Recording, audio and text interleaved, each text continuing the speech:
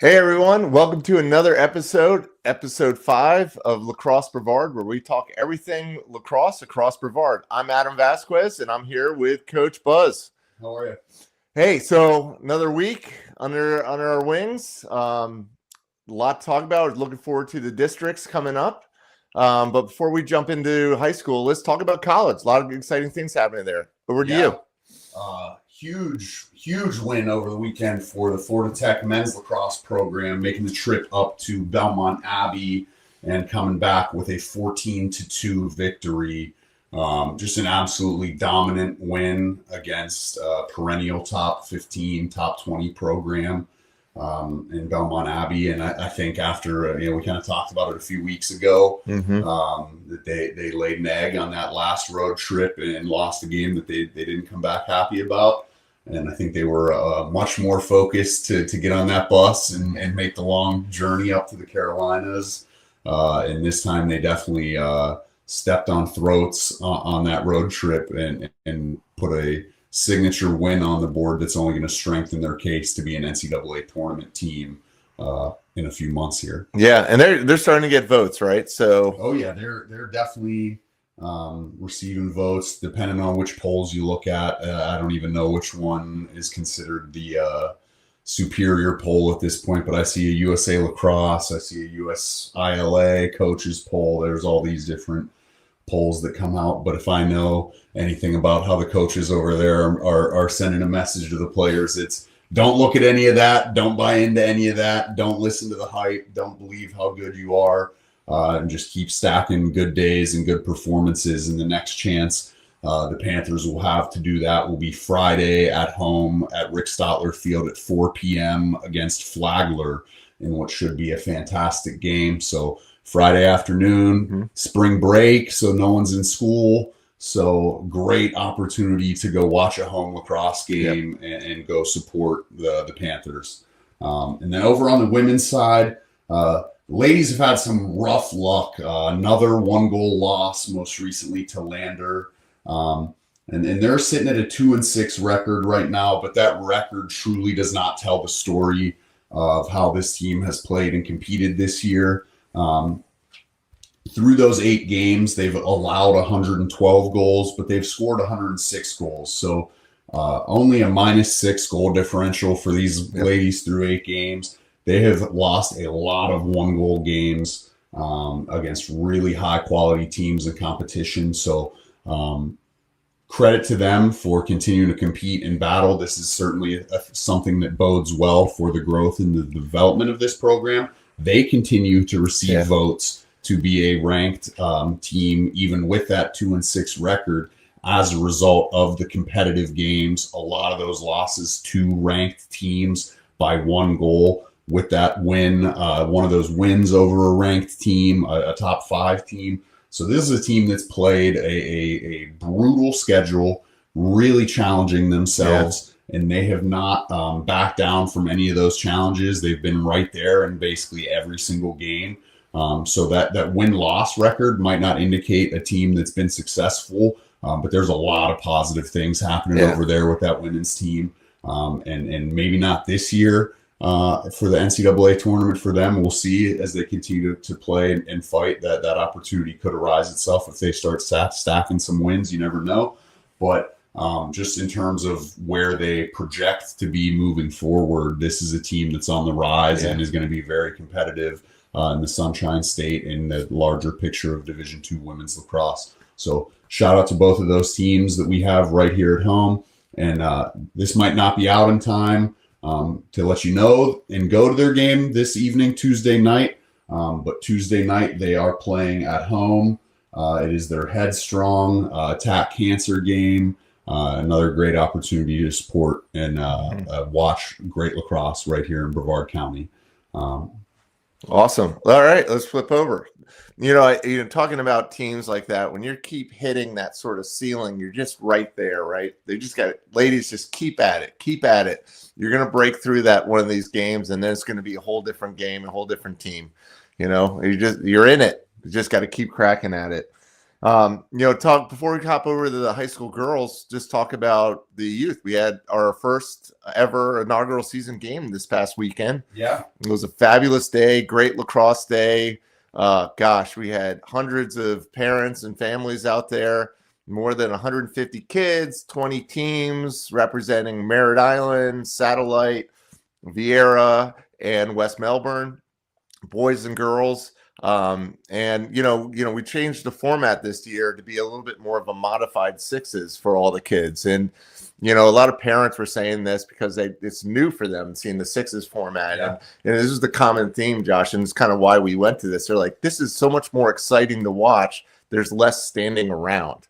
I was like, yeah, everybody's a midfielder. Yeah. Everybody's playing both ways. And, at the youth level, I see this as a bigger trend for the youth level because the coaches that understand the development aspect of youth want to get that transition taught, right? Meaning, how do you do? Lacrosse is, when you take all the X's and O's out of the sport and everything else, it's a pretty simple game, right? Absolutely. It's 2-on-1s, draw and dumps, give and goes. You're just always looking for that 2-on-1 situation, even in a large settled offense. If there's 11 girls or 22 girls on the field, or there's 20 boys on the field, you take away all of that chaos. It really comes down to, honestly, just exploiting and looking for those 2-on-1s and moving that pass faster than the defense can rotate or slide, right? Absolutely.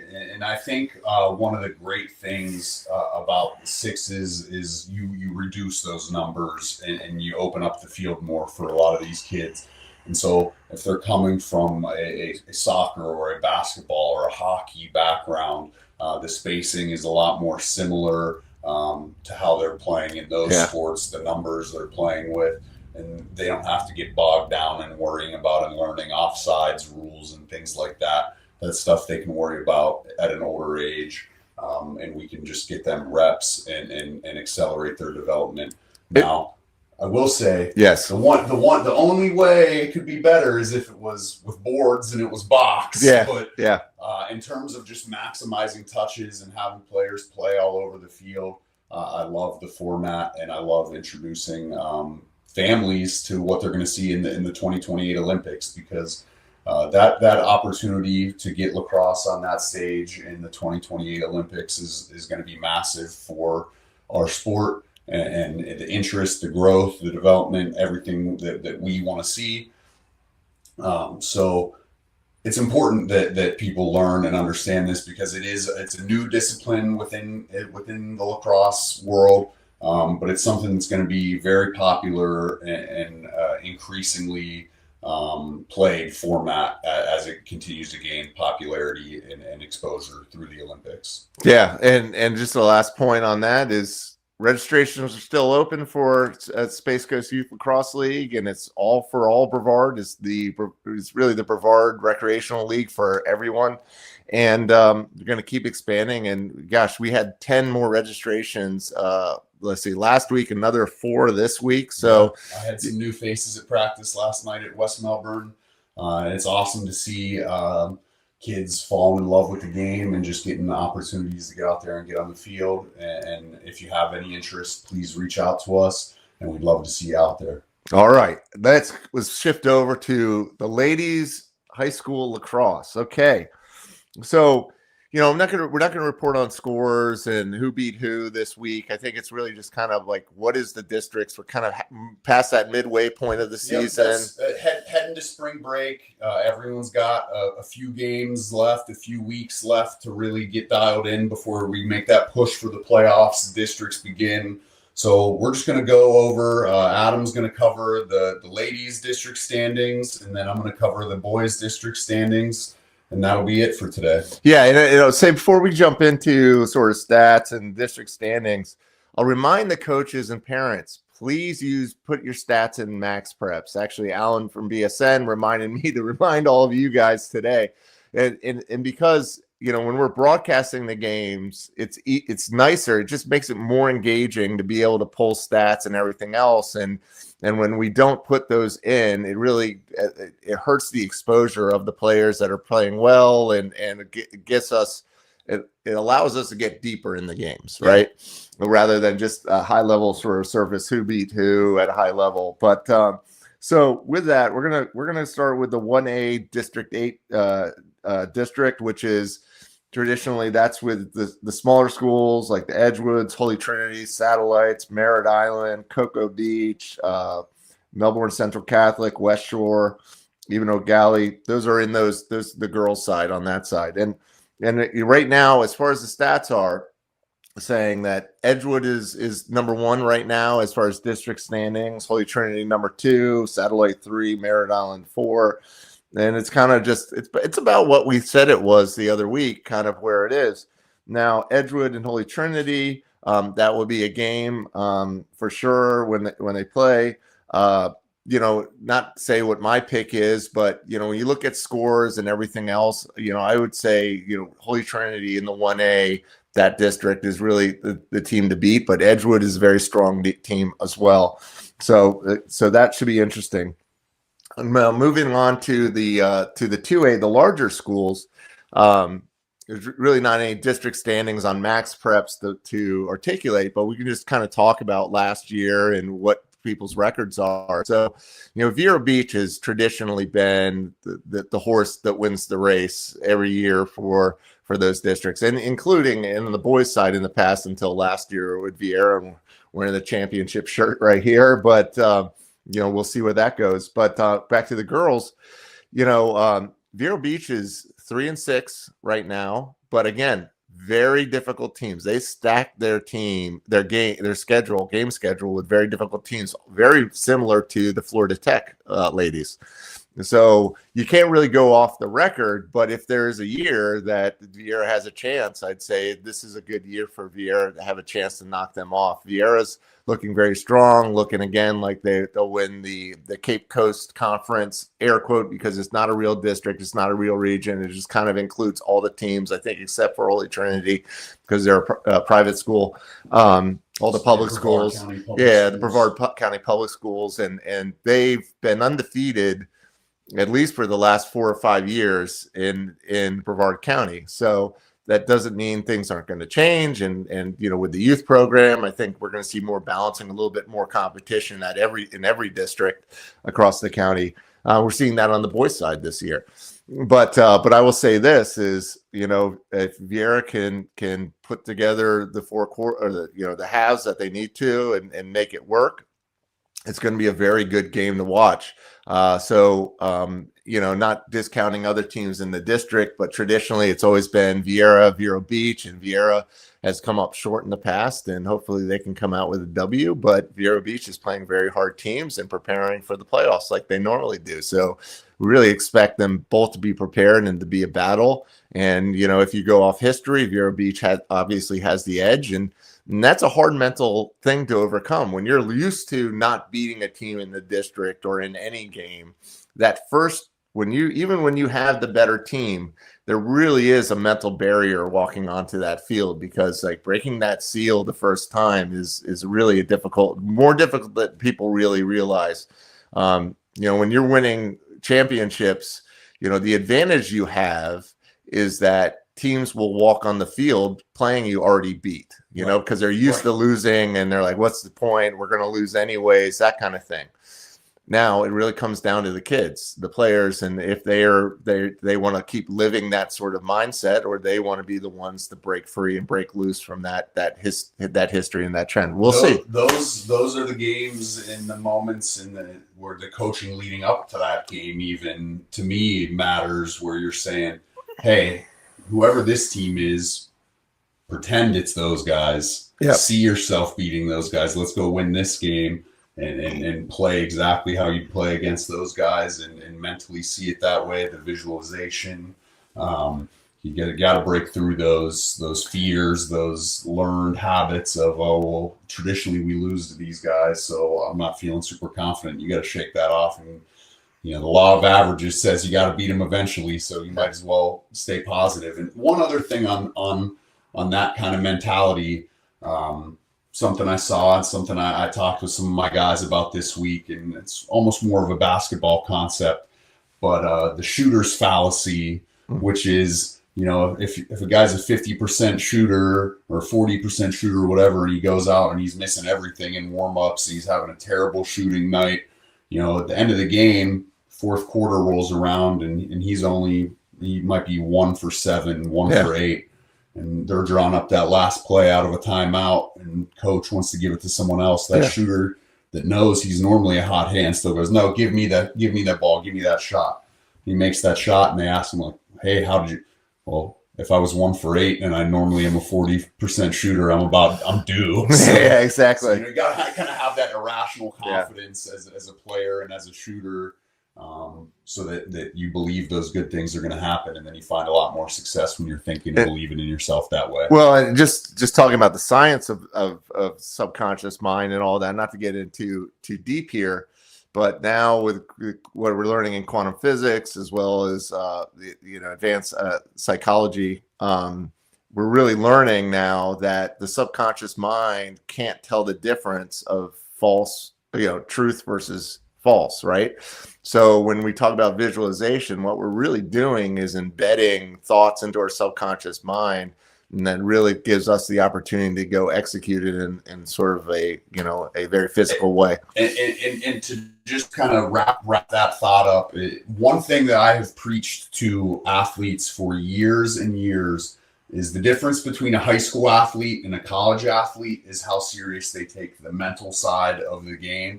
And then to expound on that further, the difference between a collegiate athlete and a professional athlete is, again, the level of seriousness they give to that mental side of how they approach their game, approach their craft, the positive self-talk, the sports psychology, the meditation, all of those things. So that is a huge piece of athlete development. And I think it's a piece that is really hard to capture in team practice settings. And that's one of those things, whether it's through, books or finding a mentor, someone you can seek out off the field. Those are all different areas where you can become a better athlete as well. And so then now transitioning over to the high school boys side, we'll begin with the single A District 7 standings. These were nice and updated on Max Preps with current information. So I'm going to be able to go a little more down the line here. First place, we got Holy Trinity sitting at 8-1 and 4-0 in the district. And second, we've got Melbourne Central Catholic sitting at 5-2 and 4-0 in the district. Third, we have Merritt Island 4-6, 1-1 in the district. Fourth, Cocoa Beach 4-6, 2-3 in the district. Edgewood 3-4, 2-4 in the district. Sixth is Satellite 1-3. All of those games have been district games, and West Shore is 1-6 and 1-4 in the district. And then jumping over to 2A District 8, we go all over the map for this district. We've got Lake Nona sitting at number 1 at 9-1 overall, 2-0 in the district. Vero Beach at 2, 6-2 overall, 2-0 in the district. St. Cloud at 3, 6-2 overall, 1-1 in the district. Vieira in 4th at 4-6 overall, 1-1 in the district. Toho at 0-10, 0-1 in the district. Melbourne at 3-7 overall, 0-2 in the district. Sebastian River 1-5, 0-2 in the district.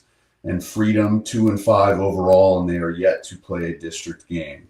So a lot of distance covered in that second district. Yeah.